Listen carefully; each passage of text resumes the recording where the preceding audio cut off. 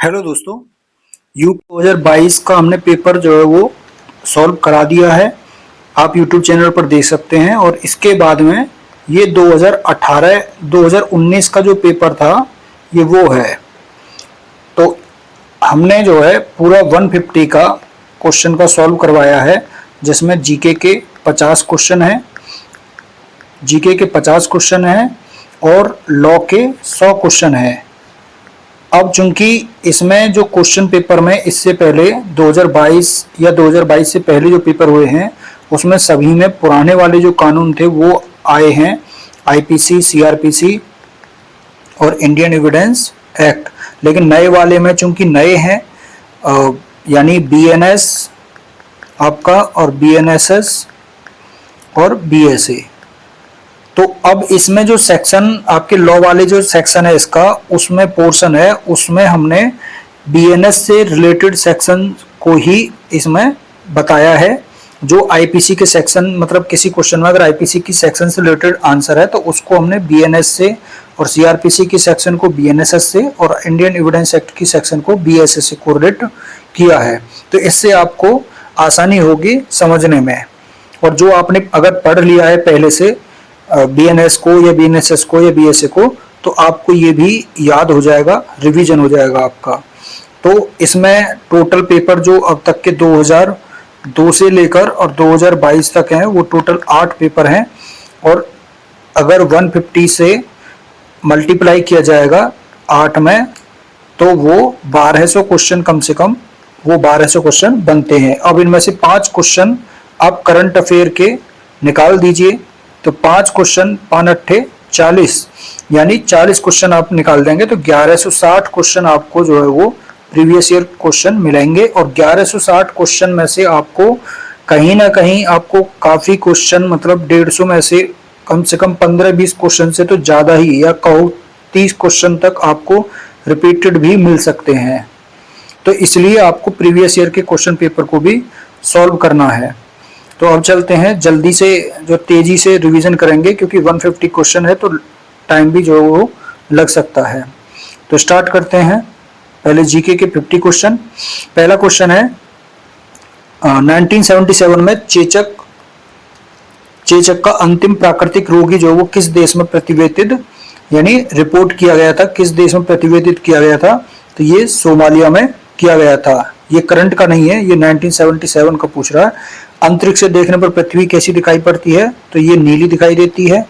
उसके बाद में तीसरा है मैचिंग से रिलेटेड, इसमें पूछ रहा है इयोसिन, ये किससे रिलेटेड है? इयोसिन जो है वो ये आपका लाल स्याही में प्रयोग होता है। सेल्यूलोज एसीटेट जो है आपका वो चलचित्र की जो फिल्म होती है उनमें होता है। सिल्वर आयोडाइड आपका जो कृत्रिम वर्षा की जाती है उसमें होता है। और कॉपर सल्फेट आपका वो फंजीसाइड है, यानी कवकनाशी है।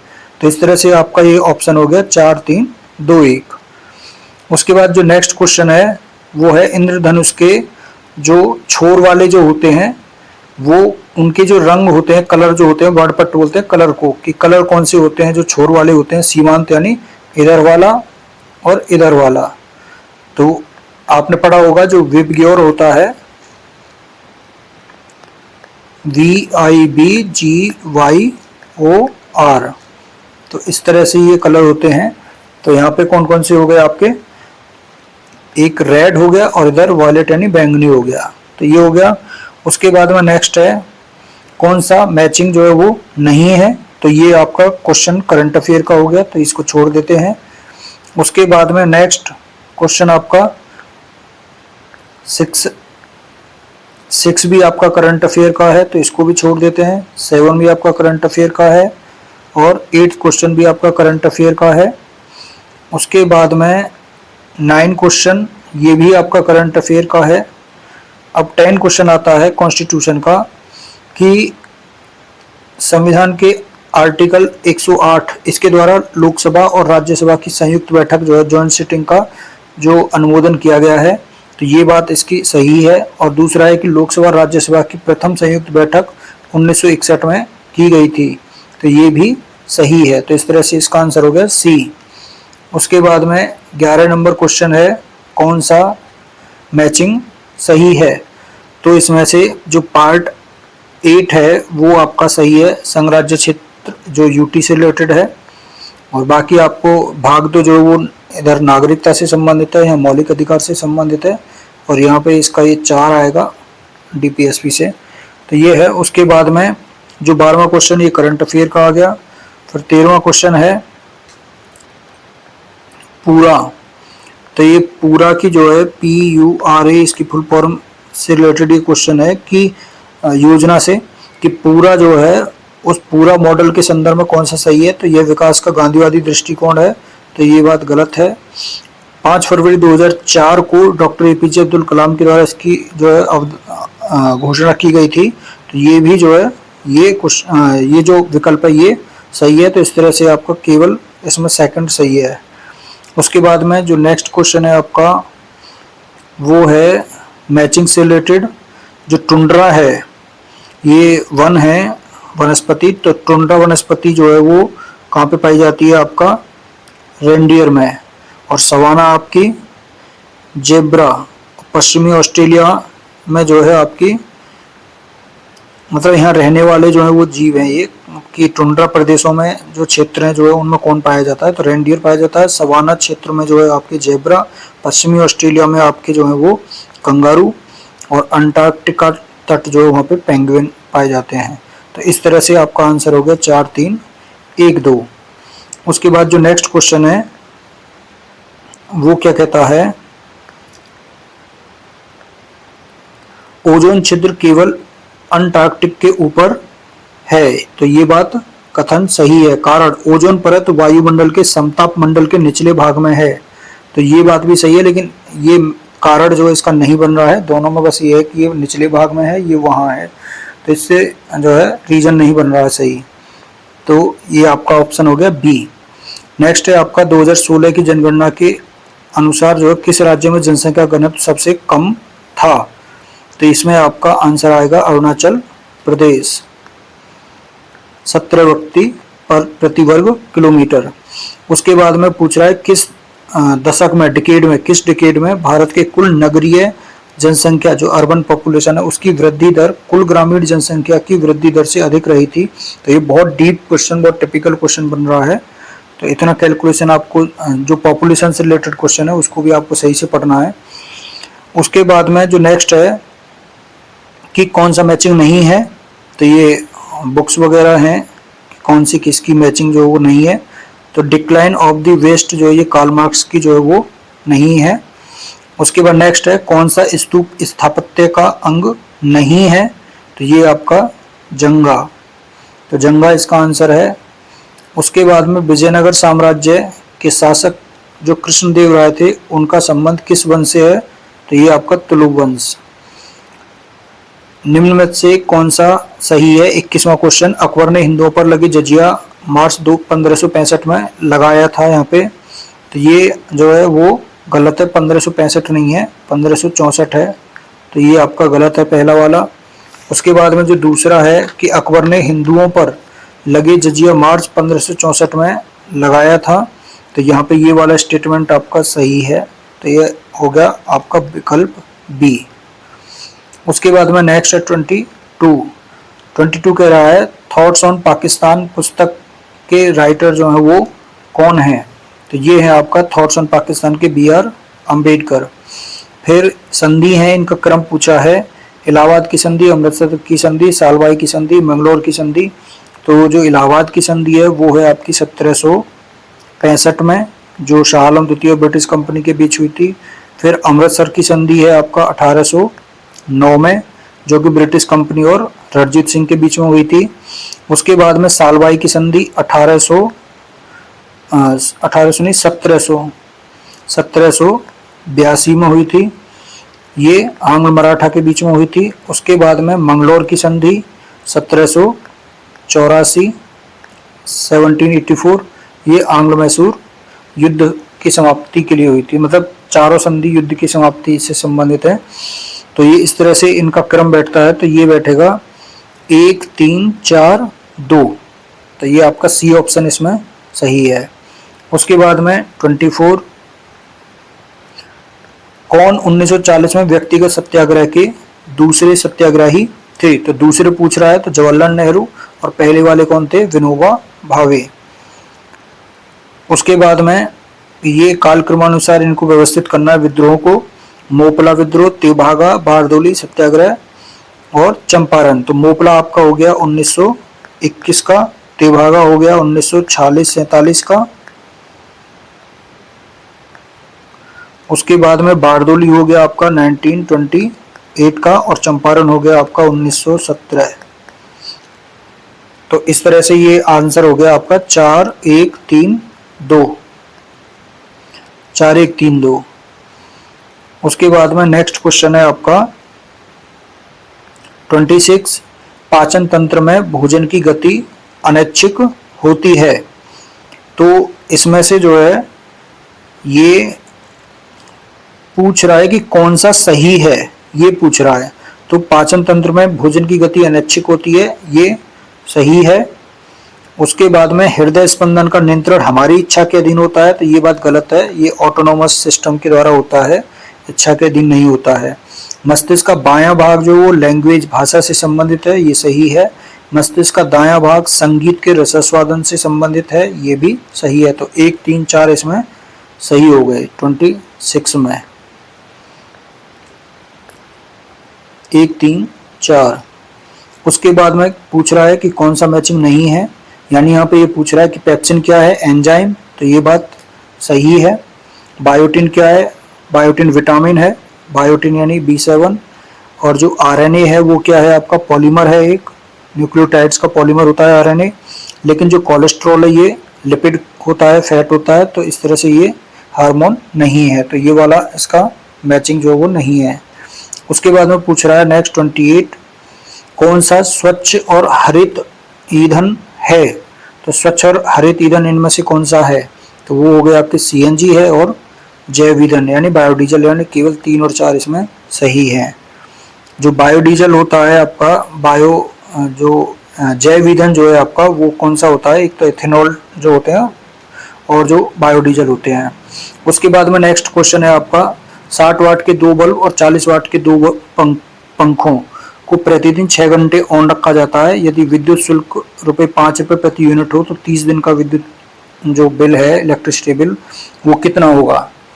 तो 60 वाट के 2 बल्ब यानी 60 दूनी 120 वाट हो गया इसका पावर, और 40 दूनी 80, टोटल पावर कितना हो गया 200। और 6 घंटे रखा जाता है यानी 200, आपके 2 पंखों को प्रतिदिन 6 घंटे ऑन रखा जाता है, तो 200 छक्के 1200, और 1200 गुणा 30 दिन रखा गया है, तो 12 × 36 यानी 36,000 जो है वो इसका टोटल पावर हो गया। अब इसकी यूनिट निकाल लो, तो 1000 यूनिट 1 वाट की हो जाएगी, तो ये टोटल कितनी यूनिट हो गई, 1, 2, 3 आपकी 36 यूनिट। और कितने यूनिट पर मिनट है, 5 रुपये प्रति यूनिट, तो 36 गुणा 5 ये आपका हो जाएगा 5 × 30, 5 × 15 और 3 18, 180। तो आपका ए ऑप्शन हो जाएगा। उसके बाद में नेक्स्ट है 30 आपका करंट अफेयर से है, तो ये आपको नहीं पढ़ना। 31 ये भी आपका करंट अफेयर से है। 32 ये भी आपका करंट अफेयर से है, क्योंकि उसी टाइम पे ये बनाया गया था, तो 32 भी आपका करंट अफेयर से है। उसके बाद में नेक्स्ट 33 ये भी आपका करंट अफेयर से है। 34 ये भी करंट अफेयर से है। उसके बाद में नेक्स्ट है आपका 35, उत्तर प्रदेश में पंचायतों की आय के स्रोतों का कौन सा अपवाद है, यानी कौन सा नहीं है इनमें से आय का स्रोत। तो वो आपका इनमें से कोई भी नहीं है, क्योंकि सारे ही पंचायत की आय के स्रोत हैं, पशु कर, भवन कर और स्थानीय व्यापार कर, तो एक्सेप्शन इसका कोई भी नहीं है इनमें से। नेक्स्ट क्वेश्चन है किस प्रकार की समानता का प्रयास संविधान निर्माताओं ने आर्टिकल 17 और 80 के द्वारा किया है। तो ये आपका जो है वो सामाजिक समानता। नेक्स्ट है ये बोर्ड है, भारतीय कॉफी बोर्ड कहाँ पर है, तो ये आपका बेंगलुरु में है। और उसके बाद जो तंबाकू बोर्ड है ये आपका गुंटूर में है। राष्ट्रीय मत्स्य विकास बोर्ड मछली वाला, तो ये आपका हैदराबाद में है। और राष्ट्रीय जूट बोर्ड वो कोलकाता में है। तो इस तरह से आपका 3-1 2 4 ये हो गया।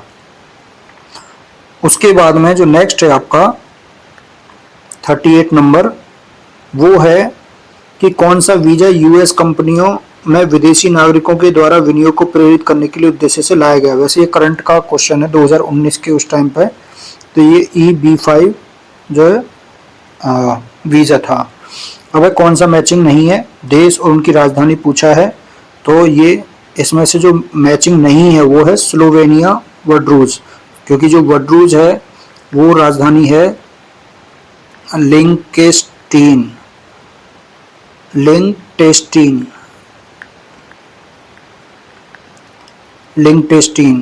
जब मतलब जो लिंकेस्टीन है उसकी राजधानी क्या है, वडरूज, जबकि स्लोवेनिया की राजधानी कौन सी है ल्यूबलियाना।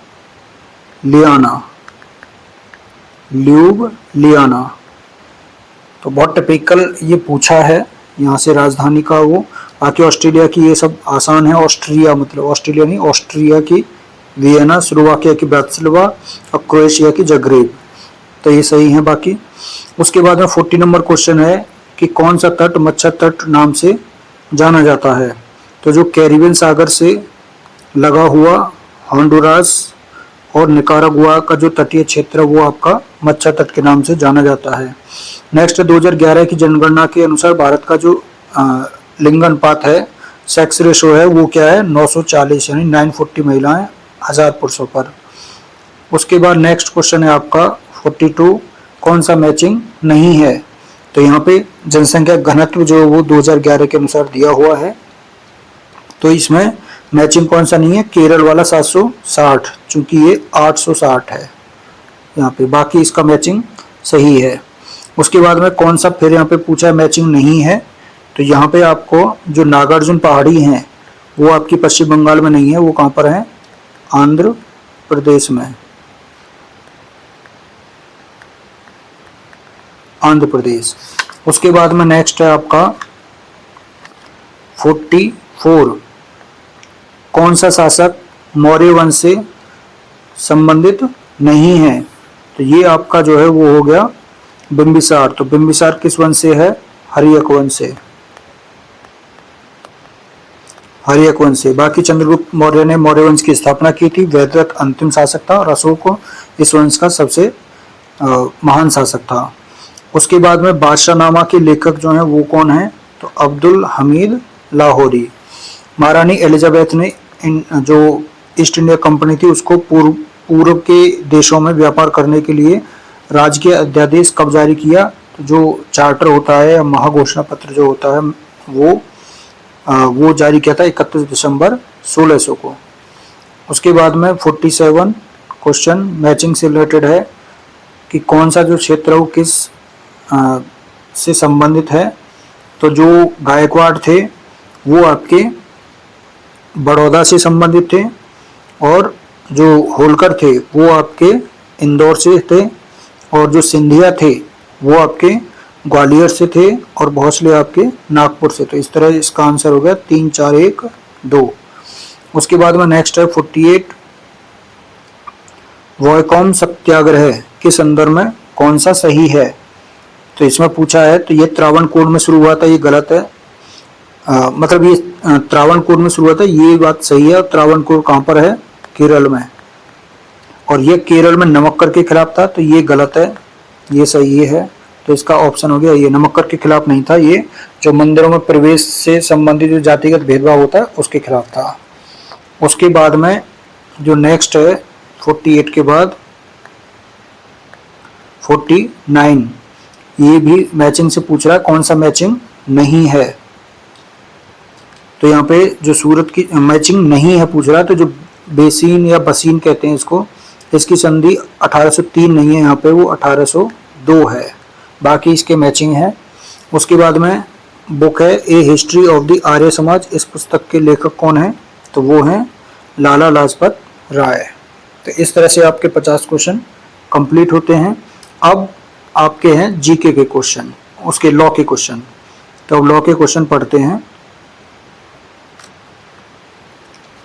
इंडियन एविडेंस एक्ट का क्वेश्चन है, कौन सी धारा बताती है कि न्यायालय के निरीक्षण के लिए पेश की गई सब दस्तावेज हैं जिनमें इलेक्ट्रॉनिक अभिलेख शामिल हैं वो दस्तावेजी साक्ष्य कहलाते हैं। तो ये जो सेक्शन है वो आपकी डेफिनेशन से है। दस्तावेजी साक्ष्य की जो साक्ष्य की डेफिनेशन है उसमें बताया कि दस्तावेज की जो परिभाषा है उसमें जो धारा 3 में दिया हुआ था इंडियन एविडेंस एक्ट में। उसके बाद में जो नेक्स्ट है वो है आपका 52। बोलने में असमर्थ एक साक्षी अपना साक्ष्य खुले न्यायालय में लिखकर दे सकता है। इस प्रकार उसका साक्ष्य जो वो कैसा कहलाएगा, मौखिक साक्ष्य है। तो ये एविडेंस का 119 सेक्शन है। और बीएसए का कौन सा हो गया 119, वो 125 बीएसए। उसके बाद नेक्स्ट है पाखलानारायण स्वामी बनाम इम्परर का केस। ये आपका 32 से और जो कन्फेशन से है तो इसमें कौन सा है डीडी यानी 32 से रिलेटेड। और 32 सेक्शन जो है वो कहाँ पर है 26 में बीएसए में। उसके बाद में पूछ रहा है कौन सा एविडेंस एक्ट की धारा 3 के अंतर्गत परिभाषित नहीं है। तो ये कौन सा नहीं है इसमें, कन्फेशन। यहाँ पे कन्फेशन इसका आंसर है। उसके बाद में नेक्स्ट है ए पर आरोप है कि उसने रेल यात्रा बिना टिकट की किया है। तो यह साबित करने का भार कि उसके पास टिकट था ये किस पर होगा, वो स्वयं ए पर होगा। तो ये 109 आपका बीएसए का हो गया 109, जो कि पहले 106 था एविडेंस का। उसके बाद में 56 दृश्यरतिका यानी वायोरिज्म का अपराध जो वो किस धारा के अधीन है, तो वो 354 सी यानी आईपीसी का 354 सी और ये 77 बीएनएस। उसके बाद में एक संदूक तोड़कर खोलता है और उसमें से कुछ आभूषण चुराने का प्रयत्न करता है। संदूक इस प्रकार खोलने के बाद में उसे पता चलता है कि उसमें कोई आभूषण नहीं है। तो इन्हें कौन सा अपराध किया है, चोरी के प्रयत्न का। तो ये आपका 511 से रिलेटेड है, जो कि अब हो गया आपका 62 बीएनएस। उसके बाद में नेक्स्ट है निर्वाचन के सिलसिले में मिथ्या कथन। तो ये किस सेक्शन में है, आईपीसी में। तो ये है आपका 171 जी और प्रेजेंट में आपका 175 बीएनएस। बी डूब रहा है और बेहोश है। ए उसके जीवन की रक्षा के लिए उसको एक कांटे के द्वारा पानी के बाहर खींचता है, जिसके परिणाम स्वरूप उसको क्षति पहुंचती है। तो ए दोषी है, तो ए किसी अपराध का दोषी नहीं है। उसके बाद में क्योंकि यहाँ उसका विधिक कर्तव्य नहीं है। उसके बाद में नेक्स्ट है जब कोई पुरुष किसी स्त्री के साथ उसकी सहमति से इंटरकोर्स करता है तो वह रेप कहलाता है, यदि उस स्त्री की आयु जो है वो कितनी हो, 18 वर्ष। तो ये इंडिपेंडेंट थॉट का केस आया था 2017 का, तो उसमें 15 वर्ष से 18 वर्ष कर दी थी। लेकिन प्रेजेंट में बीएनएस में ये 376 जो आईपीसी का था वो जो 63 हो गया है अब, तो उसमें अब 18 वर्ष की कर दी गई है। अब पूछ रहा है किस मामले में दुराशय का मेंसरिया का सिद्धांत जो वो मान्य नहीं है, लागू नहीं होता है। तो वो जो पब्लिक न्यूसेंस से रिलेटेड अपराध होते हैं उनमें नहीं होता है। उसके बाद में 61 के बाद 62 आईपीसी में डॉली इन कैपेक्स का जो सिद्धांत है वो आपराधिक दायित्व का अपवाद जो है वो किस धारा में है। तो डॉली इन कैपेक्स 82 आईपीसी जो कि 20 आपका बीएनएस। उसके बाद में एकांत परिरोध से संबंधित जो धारा है वो कौन सी है, 73 सेक्शन और 11 बीएनएस। उसके बाद में सुप्रीम कोर्ट ने किस केस में जो आईपीसी की धारा 303 को आर्टिकल 14 और 21 का अल्ट्रा वायलेट जो है वो निर्धारित किया था। तो ये केस मिट्टू बनाम पंजाब राज्य का केस है और 303 जो आईपीसी है वो कहाँ है आपका 104 बीएनएस। उसके बाद में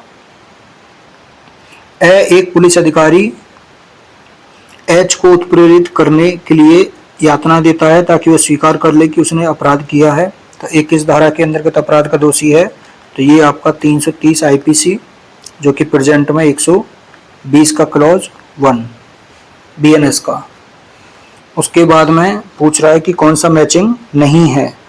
तो ये आपका दुराशय का सिद्धांत मैचिंग है, आवश्यकता का भी सही है, आर बनाम डडले एंड स्टीफेंस, पागलपन मैकनाटन केस है, मत्तता आपका जो है वो इसमें गलत है, वासुदेव बनाम पेप्सू का जो वो है। उसके बाद में नेक्स्ट है आपका आईपीसी की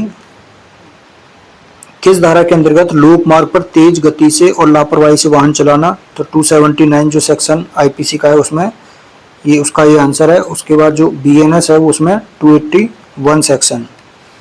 उसके बाद में जो नेक्स्ट है आपका 68, ए को एक मूल्यवान अंगूठी पड़ी मिलती है, वह नहीं जानता कि वो किसकी है।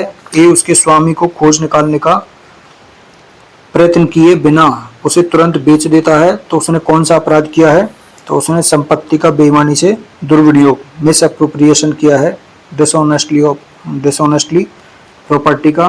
तो ये आपका जो है वो 403 में था, जो कि अब प्रेजेंट में 314 बीएनएस में हो गया है। पहले किस में था, 403। उसके बाद में कौन सा चलने वाला, लगातार चलने वाला जो है कंटिन्यूइंग ऑफेंस जो है वो कौन सा है, तो वो है आपका अपहरण। उसके बाद में पूछ रहा है मैचिंग, तो ये आपका आपराधिक मानववध करने का प्रयत्न 308, आत्महत्या करने का 309, हमला आपका 351, अपहरण आपका 362। तो ये सेक्शन है आपका। तो ये आपका बन गया 3, 4, 1, 2। तो 3, 4, 1, 2 आपका डी ऑप्शन, तो इसमें हो गया। उसके बाद में ये सेक्शन आगे मतलब जो है वो आएंगी, तो आगे इनको बताया गया है। जैसे यहाँ पे 309 है, तो ऐसे करके सारी सेक्शन आ जाएंगी, तो वहाँ पे मिल जाएगा। उसके बाद में डीपीपी बनाम बीएड का जो केस है वो किस पर है, तो डीपीपी बनाम बीएड का जो केस है वो मत्तता पर है, जो कि 85 आईपीसी है, और आपका बीएनएस का जो वो 23 है। विधि के समादेशों के अनुवर्तन में अपने वरिष्ठ ऑफिसर के आदेश से एक सैनिक ए भीड़ पर गोली चलाता है, तो ए ने कोई अपराध नहीं किया, ये बात सही है। कारण क्या है, कि कारण यह है कि कोई बात अपराध नहीं है जो किसी ऐसे व्यक्ति के द्वारा की जाती है जो उसे करने के लिए विधि द्वारा आबद्ध होता है। तो ये दोनों ही सही है, यानी व्याख्या भी उसकी सही कर रहा है, कारण सही है। तो ये आपका 76 जो सेक्शन है उससे रिलेटेड है, जो प्रेजेंट में बीएनएस का 14 है। उसके बाद में नेक्स्ट है आपका 72।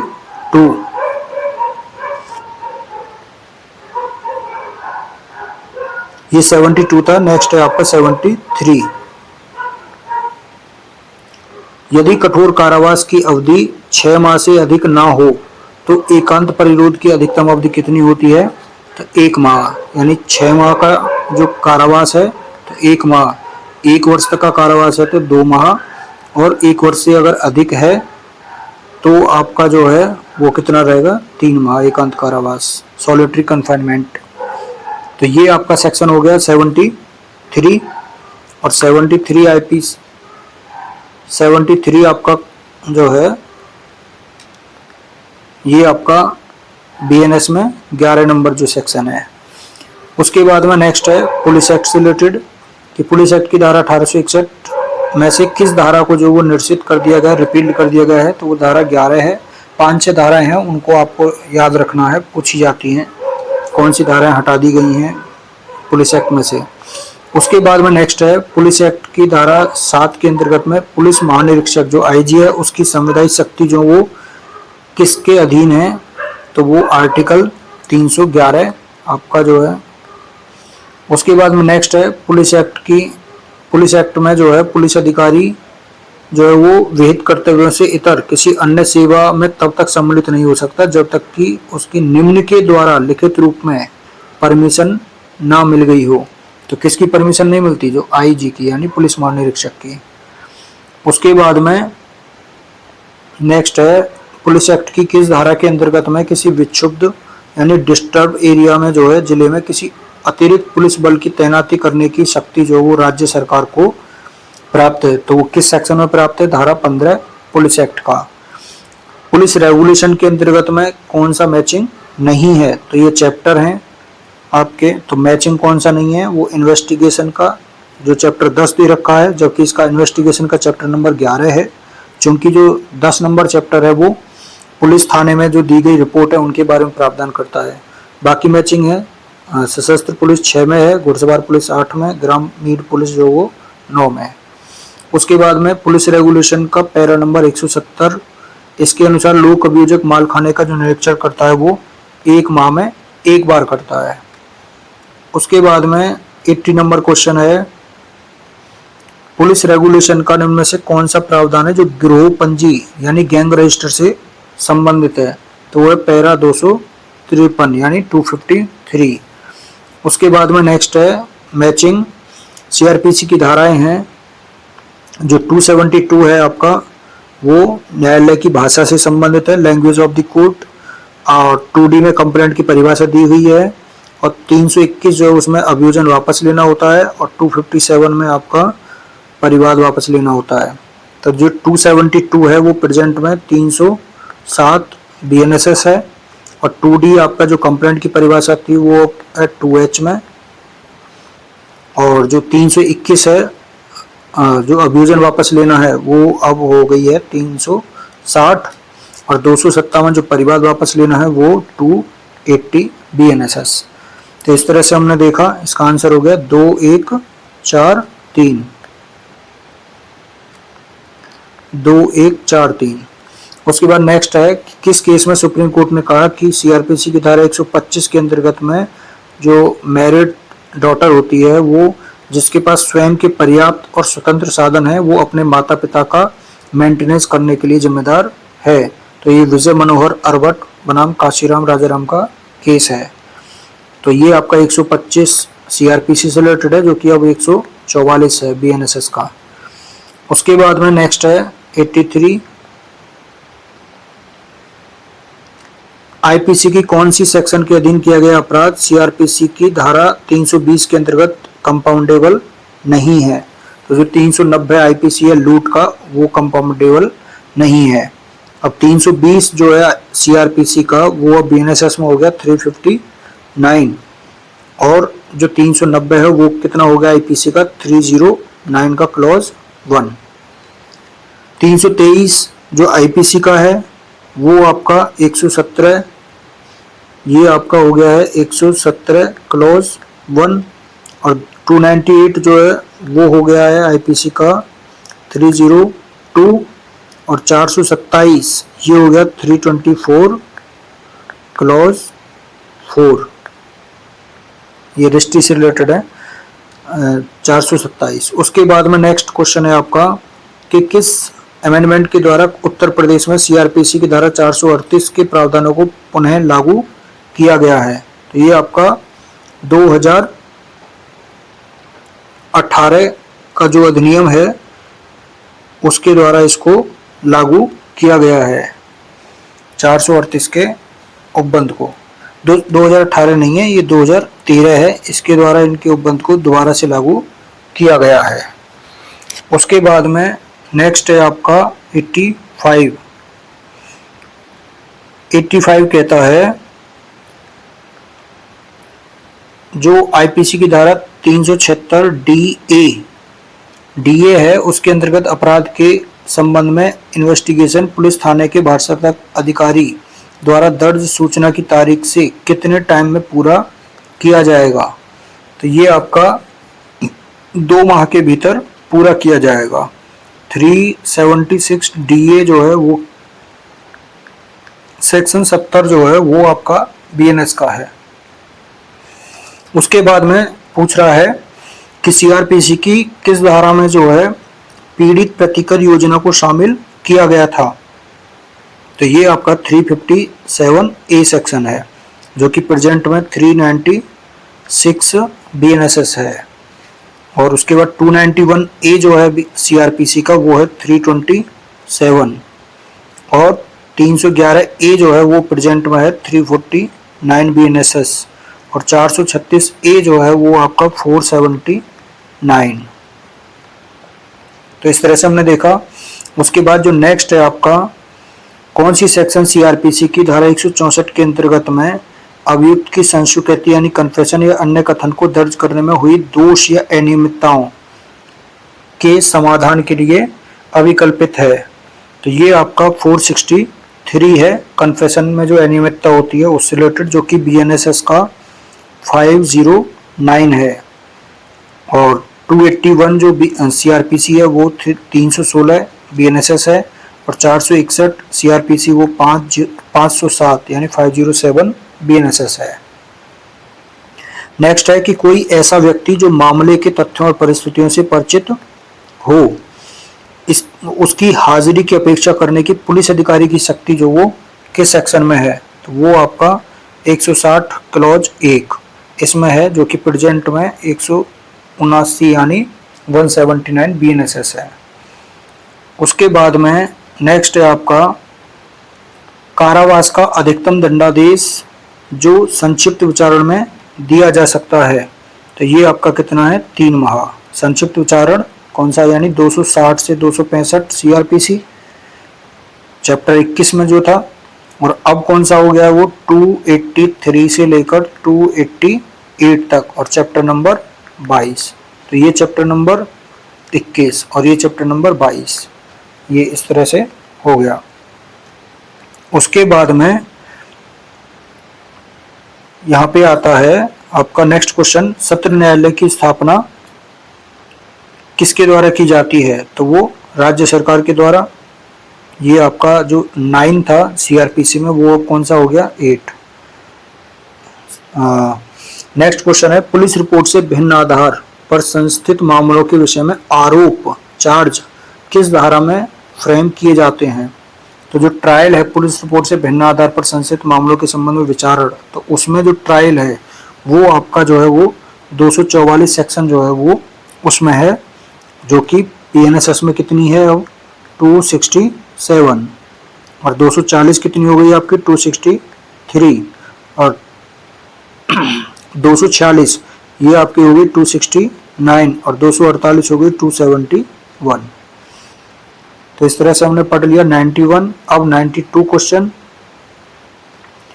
यदि कोई स्त्री जिसे मृत्यु दंडादेश दिया गया है वो प्रेग्नेंट पाई जाती है, तो उसकी सजा को लाइफ टाइम इम्प्रिजनमेंट यानी आजीवन कारावास में बदलने का अधिकार जो वो किसका दिया गया है आजीवन कारावास में बदलने का, तो वो है हाई कोर्ट को।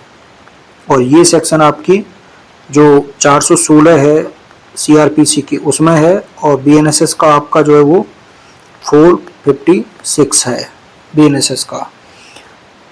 साक्ष्य विधि का एक सिद्धांत है कि साक्ष्य को तोला जाए गिना ना जाए, तो ये किस धारा में है, तो ये आपका 134 इंडियन एविडेंस एक्ट है, जो कि प्रेजेंट में BSA का 139 है, और 135 आपका जो है वो 140 हो गया, 34 139, 35 140, और जो 32 है वो 137 हो जाएगा, और 123 आपका 129 हो गया BSA में।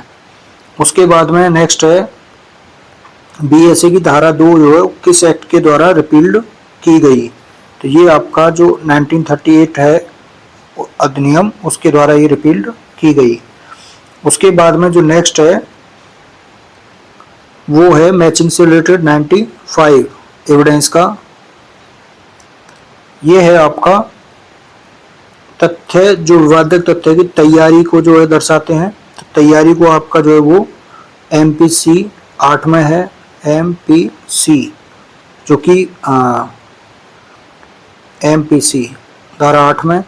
और जो परिणाम को दर्शाते हैं, तो परिणाम आपका किस में हो गया 7 में, और रजिस्ट्री आपका किस में हो गया 6 में, और सुसंगत तथ्यों की व्याख्या या पुनर्स्थापन के लिए जो आवश्यक तथ्य है वो 9 में है।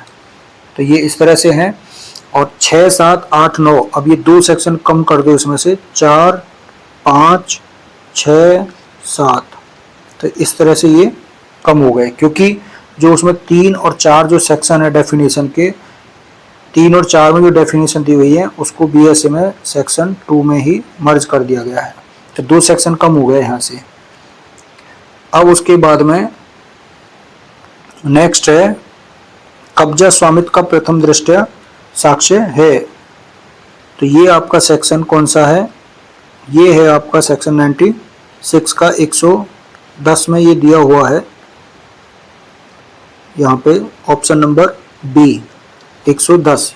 अब प्रेजेंट में 110 कितना है वो 113 है, और 108 आपका 111 है, और 108, 111 हो गया, 3 सेक्शन मतलब प्लस में चलना है इसमें, 8 से 11 यानी 111 में 10 का 13, 13 का कितना हो जाएगा, वैसे 13 तो इसमें रिपील्ड BSA में 113 को रिपील्ड कर दिया गया है। उसके बाद में 111 और 3 114 यानी 111 किस्म हो जाएगी 114 में। नेक्स्ट क्वेश्चन है एविडेंस की कौन सी धारा जो स्मृति मेमोरी पुनः ताजा करने से संबंधित प्रावधान है, तो वो 159 सेक्शन है। तो यहाँ पे देखेंगे 158, 59, 60 ऐसे करके क्रम से हैं। तो 158 आपकी 161 हो गई, फिर ये 162 हो जाएगी और ये 163 हो जाएगी 163, और 155 जो है वो आपकी वो 158 हो जाएगी BSA की। उसके बाद में नेक्स्ट है आपका 98, पति पत्नी को विवाह के दौरान दी गई संसूचना देने की अनुमति है, तो वो सूचना देने वाले व्यक्ति की सहमति से। तो ये आपका 122 जो एविडेंस का सेक्शन था वो अब 128 हो गया। उसके बाद में नेक्स्ट है किसी शिशु के धर्मजत होने की धारणा धारा 112 से अधिशासित होती है, ये सही है। और एक विधिमान्य विवाह के दौरान पैदा हुए शिशु के धर्मजत के संबंध में नरेंद्र नाथ पहाड़ी बनाम राम गोविंद पहाड़ी एक प्रमुख वाद है, तो ये भी सही है। और 112 BSA में 116 है। उसके बाद में जो नेक्स्ट है आपका 100 नंबर क्वेश्चन, इसमें आपके दोनों सही थे, C ऑप्शन। नेक्स्ट है आपका किसी वाद या कार्रवाई में सबूत का भार उस व्यक्ति पर होता है जो असफल हो जाएगा यदि दोनों में से किसी भी ओर से कोई साक्ष्य ना दिया जाए। तो ये बात कहाँ कही गई है, ये बात 102 में कही गई है। तो 101, 102 तो ये आपकी अब प्रेजेंट में 104 और 105, और 110 आपकी 113 और 112 आपकी 116 है। उसके बाद में कौन सी धारा एविडेंस की आपराधिक विधि संशोधन अधिनियम 2018 के द्वारा उसको संशोधित किया गया है, अमेंड किया गया है, तो 146 को, जिसमें वो DA DB आपके जोड़े गए थे जो नए ऐड हुए थे 2018 के द्वारा, और 376 EB। तो 146 जो वो आपकी कौन सी सेक्शन है BSA में 149, 149 और 119 आपकी 125 हो गई, और 45A आपकी जो है वो 39 का क्लॉज 2 है, और 113A आपकी 117 सेक्शन। तो इस तरह से ये BSA की हो गई। उसके बाद में जो नेक्स्ट है आपका एविडेंस के अंतर्गत में साबित नहीं हुआ, नॉट प्रूव, इससे क्या तात्पर्य है, तो ना तो वो साबित है और ना ही ना साबित, तो ना तो प्रूव्ड है और ना ही डिसप्रूव्ड है। तो ये आपका जो हो गया, तो साबित नहीं हुआ आपका धारा 3 में दिया हुआ था। अब जो साबित है वो कहाँ पर है, 2J में, और ना साबित यानी डिसप्रूव्ड 2C में, और साबित नहीं हुआ वो 2I में। उसके बाद में नेक्स्ट मैचिंग पूछ रहा है कि कौन सा मैचिंग नहीं है, तो दस्तावेजों के 30 वर्ष पुराने होने की उपधारणा धारा 90 में ये सही है। तो इसमें हम डायरेक्ट ही देख लेते हैं, दहेज मृत्यु के लिए जो उपधारणा है वो 113B में है, यहाँ पे 113B में है, और 113B जो है वो कितना हो गया अब 118, 113A आपका 117 हो गया, 119 125 हो गया, और 108 आपका 111 हो गया, और 90 आपका 92 हो गया। तो इस तरह से हो गए BSA के। उसके बाद में नेक्स्ट है आपका एविडेंस के अंतर्गत में एक ही समविवाह के भाग होने वाले तथ्यों को क्या कहा जाता है, तो वो रेस जेस्टी कहा जाता है। धारा 6 से रिलेटेड है ये, और धारा 6 प्रेजेंट में 2 सेक्शन कम कर दो, बताया था 4 हो गया। पलविंदर कौर बनाम पंजाब राज्य का जो केस है वो किससे संबंधित है, तो कन्फेशन से संबंधित है। इसमें आंख के आंसुओं के आधार पर निर्णय दिया गया था। उसके बाद में जो नेक्स्ट है आपका 106 हिकलिन जो टेस्ट है, हिकलिन का रूल, ये किस धारा से संबंधित है, तो ये 292 IPC। अब प्रेजेंट में अब 290 यानी 290, 291, 292, तो अब इनको क्रम से लगा लीजिए। 290 हो गया आपका प्रेजेंट में, BNS में 292, फिर यहाँ पे 293, और यहाँ पे 294, और 299 किस में हो गया, 100 में, BNS में।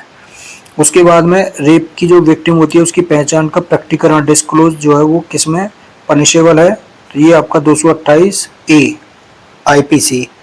और 228A अब कहाँ हो गया 72 में, और 326A जो है वो 124 क्लॉज 1, और 228 जो है वो कहाँ पे हो गया 267 में, और 376E ये आपका हो गया 71 में।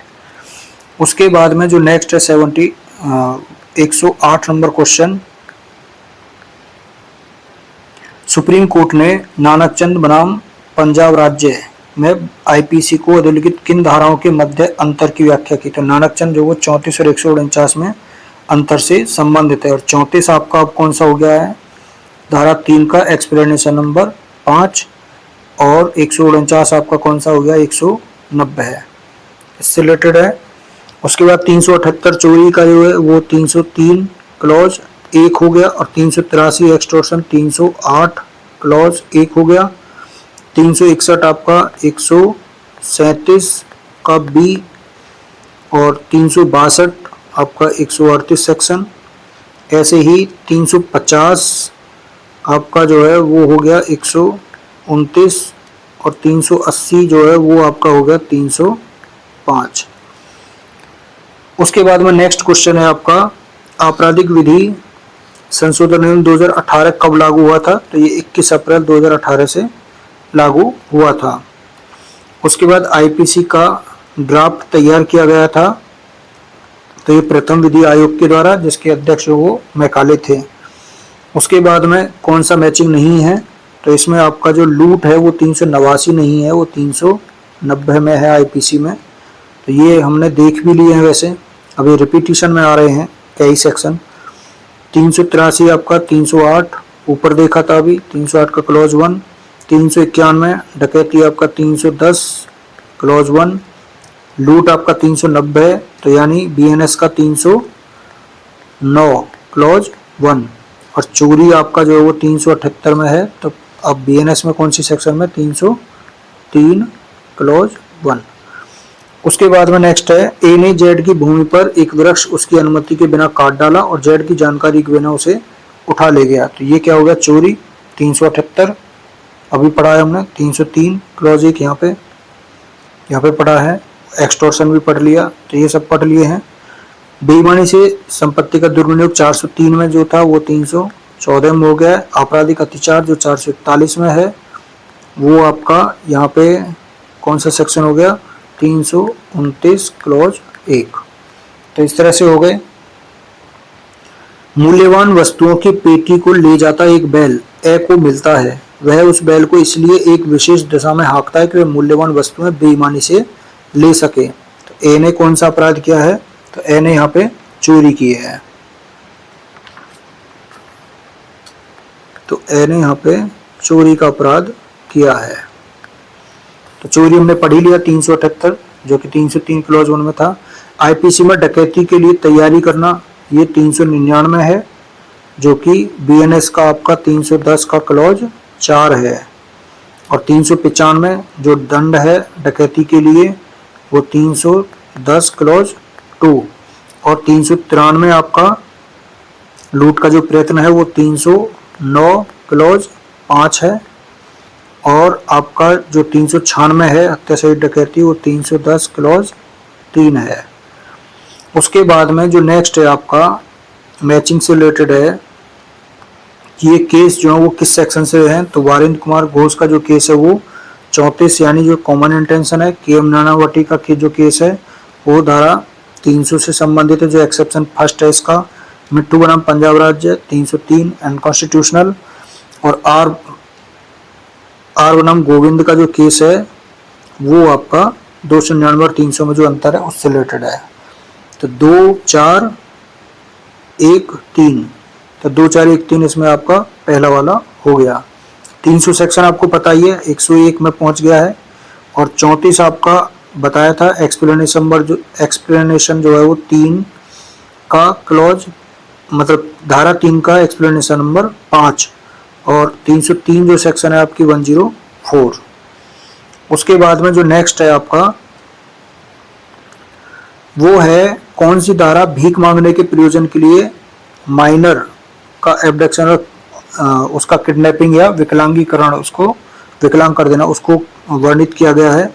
तो ये आपका सेक्शन आएगा 363A, जो कि 139 BNS, और 363 ये आपका 137 क्लॉज 2, 364 आपका 140 क्लॉज 1, और 364A आपका 140 क्लॉज 2। तो इस तरह से हो गए। उसके बाद में जो नेक्स्ट है 117 नंबर क्वेश्चन, मूल्यवान प्रतिभूति वैल्यूएबल सिक्योरिटी शब्द जो वो किस में परिभाषित है? तो ये आपका 30 जो सेक्शन है आईपीसी का उसमें है, और 30 प्रेजेंट में अब 231 में है, और जो 28 में है आपका 28 है वो आपका 24 है, और 29 आपका वो 28 है, और 31 जो विल से संबंधित है वो 234 में है। तो इस तरह से ये कंप्लीट हो गए। उसके बाद में नेक्स्ट है क्वेश्चन, यह को दीवार से घिरे हुए स्थान में प्रवेश करा करके ये उसमें ताला लगा देता है, तो यहाँ पे ये रॉन्गफुल कन्फाइनमेंट का अपराध कर देता है। तो रॉन्गफुल कन्फाइनमेंट आपका ये 340 क्लॉज 1 में है BNS में, और सैदोष अवरोध यानी रॉन्गफुल रेस्ट्रेंट आपका वो 339 क्लॉज, मतलब जो 339 में वो आईपीसी में यानी BNS में वो 126 क्लॉज 1 में है, और ये जो 340 एक था ये आपका जो है हो गया 127 क्लॉज 1, 340 में जो है ये 127 क्लॉज 1 हो गया। तो इस तरह से हो गए, और 339 आपका 126 एक हो गया, और 341 जो है वो आपका 126 2 हो जाएगा, इसके लिए जो पनिशमेंट है। फिर हमला जो है ये 351 वाला वो आपका 130 हो गया। तो इस तरह से हो गए। उसके बाद में जो नेक्स्ट है आपका क्वेश्चन 119,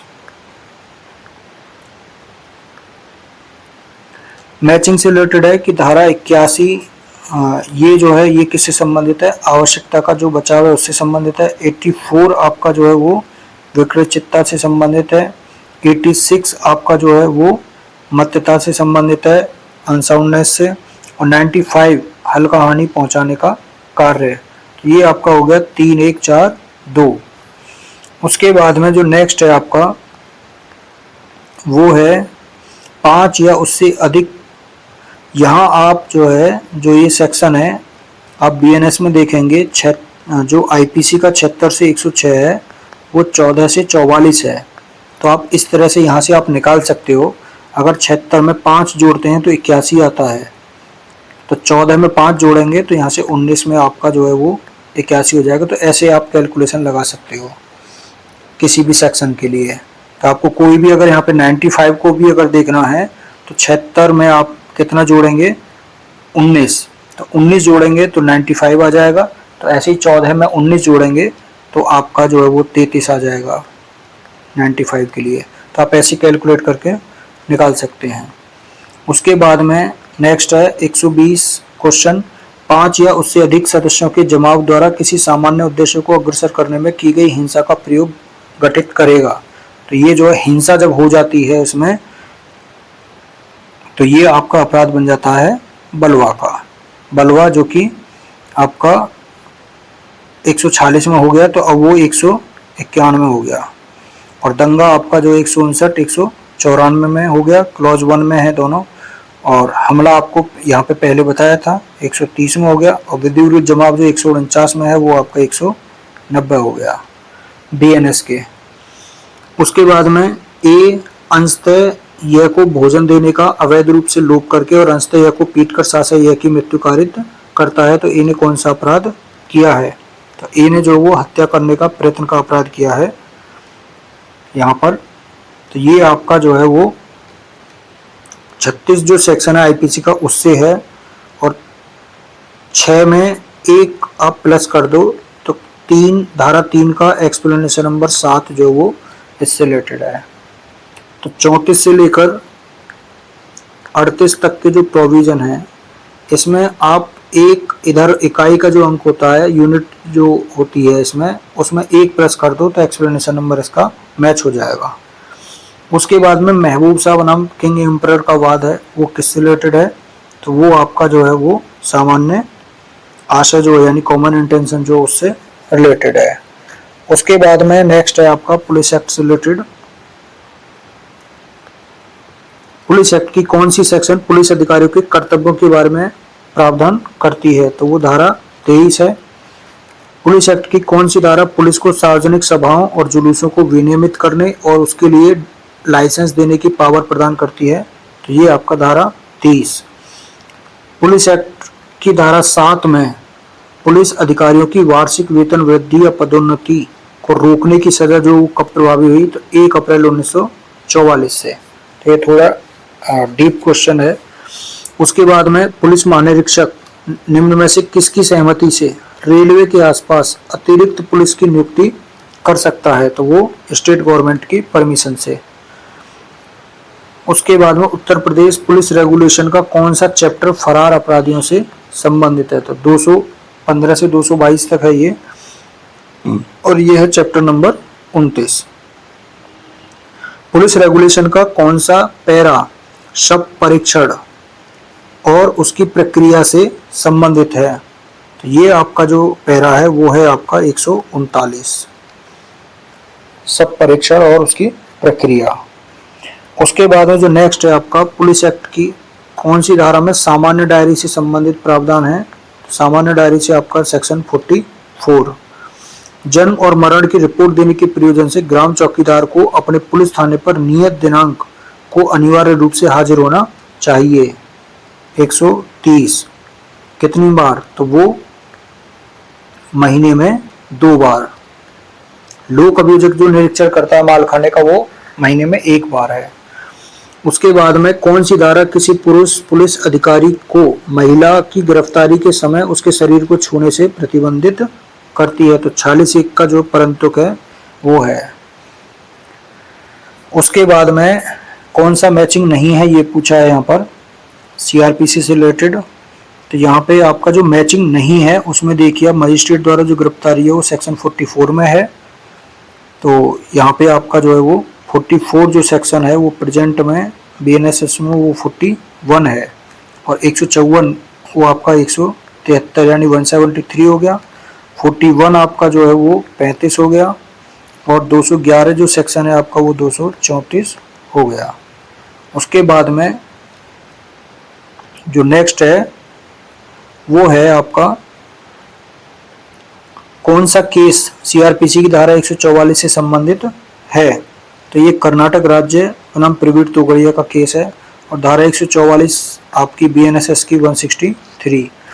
सीआरपीसी की कौन सी धारा लागू होगी जब पुलिस थाने का भारसाधक अधिकारी यह सूचना पाता है कि किसी व्यक्ति ने आत्महत्या कर ली है, तो ये आपका 174 सीआरपीसी लगता है। तो 174 आपका बीएनएसएस, 194, 154, 173 हो गया, 147 आपका 166 हो गया, और 181 आपका 201 हो गया। नेक्स्ट है प्रत्येक जिले के लिए एक लोक अभियोजक की नियुक्ति वो कौन करता है, तो स्टेट गवर्नमेंट प्रत्येक जिले के लिए करती है। उसके बाद में ये सेक्शन 24 जो है उससे रिलेटेड है सीआरपीसी से, जो प्रेजेंट में बीएनएसएस में 18 है।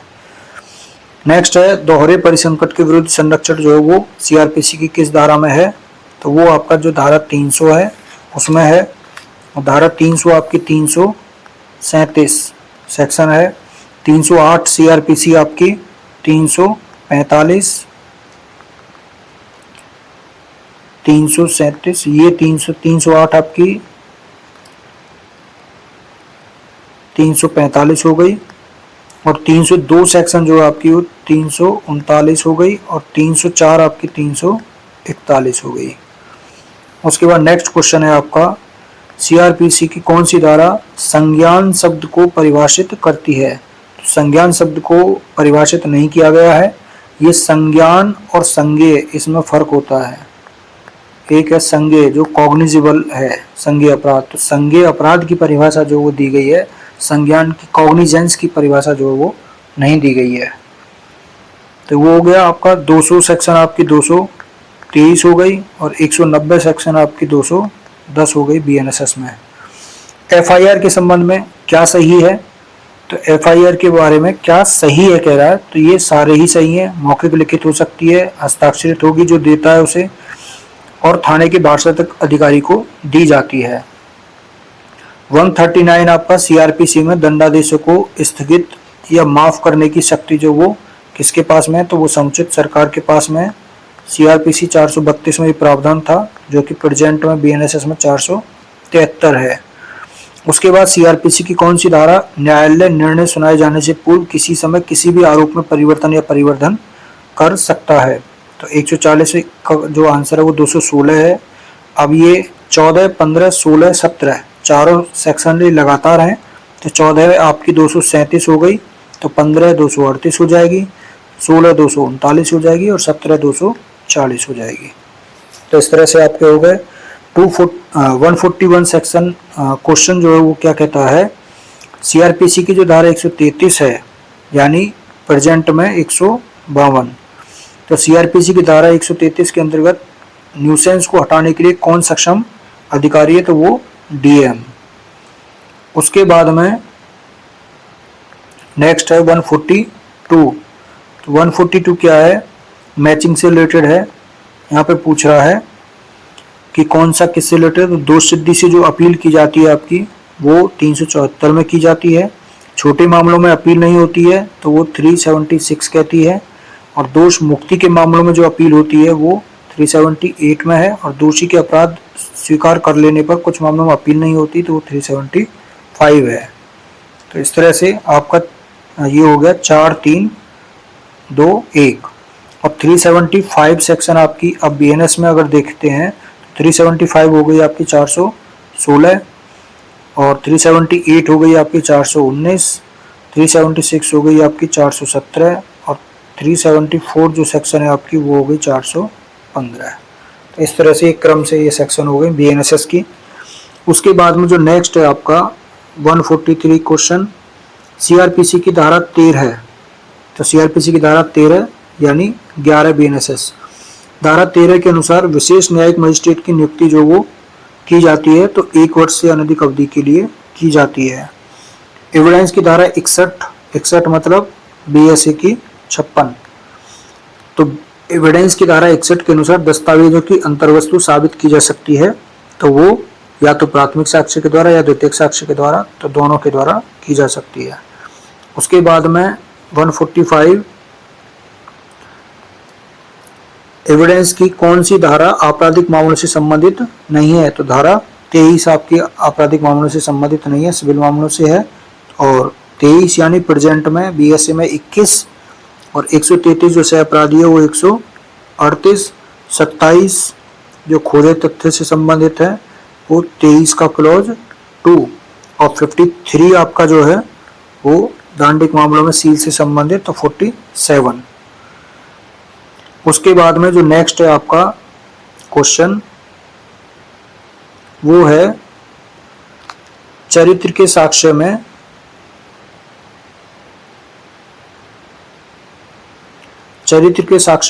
सम्मिलित है। तो यहाँ पे चरित्र में क्या आता है, सामान्य ख्याति व स्वभाव, जो कि धारा 55 में एविडेंस में था, तो अब किस में हो गया 50 में BSA में। उसके बाद जो नेक्स्ट है आपका 147 क्वेश्चन, B द्वारा किए गए मृत्युकालिक कथन को A साबित करना चाहता है, A को B की मृत्यु साबित करनी होगी, ये बात किस धारा में है, तो ये 104 में है। तो 103, 104, 105, तो इनको क्रम से लगाना, तो 106 BSA, 107 BSA, 108 BSA, और 32 कहाँ पे हो गया आपका 26 में BSA में। उसके बाद में जो नेक्स्ट है आपका 148 क्वेश्चन, कौन सा केस एस्ट्रोपल से संबंधित नहीं है, तो ये आपका RM मलकानी बनाम महाराष्ट्र राज्य, जो कि 6, 7, 8 से संबंधित है, टेप रिकॉर्ड की बातों से संबंधित। उसके बाद में जो विबंध है आपका 115 एविडेंस में, वो 121 आपका जो है हो गया BSA में। उसके बाद 149 कौन सा मैचिंग नहीं है, तो ये पूछ रहा है, तो इसमें आपका जो है वो विधि सलाहकारों से जो गोपनीय संसूचनाएं होती हैं, कॉन्फिडेंशियल कम्युनिकेशन, वो 129 में है, तो ये आपका जो वो मैचिंग नहीं है। और 122 आपका हो गया 128 BSA, 123 हो गया 129 BSA और 128 133 BSA, 129 134 BSA और 133 आपका 138 BSA।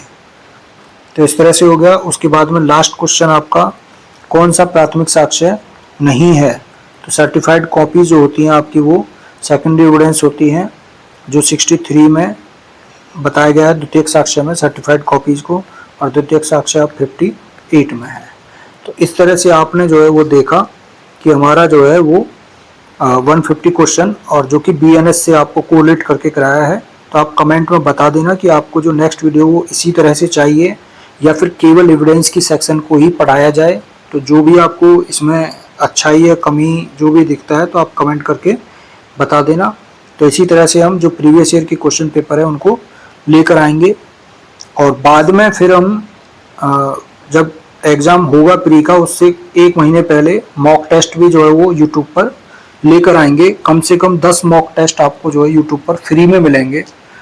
तो इस तरह से आपके अगर 150 क्वेश्चन से आपके 10 मॉक टेस्ट उधर हो जाएंगे तो आपके 1500 क्वेश्चन उधर हो जाएंगे, और यहाँ आपके जो 8 पेपर हैं आपके कम से कम, तो यहाँ पे आपको बताया था 1160 क्वेश्चन आपको इससे हो जाएंगे। तो कम से कम इतने क्वेश्चन तो आपको ऐसे लगाने हैं, बाकी आप सब्जेक्ट वाइज जो करेंगे वो अलग रहे। तो इतने क्वेश्चन आपको करके जाने हैं। तो आज के लिए इतना ही, मिलते हैं नेक्स्ट वीडियो में। Okay, thank you so much.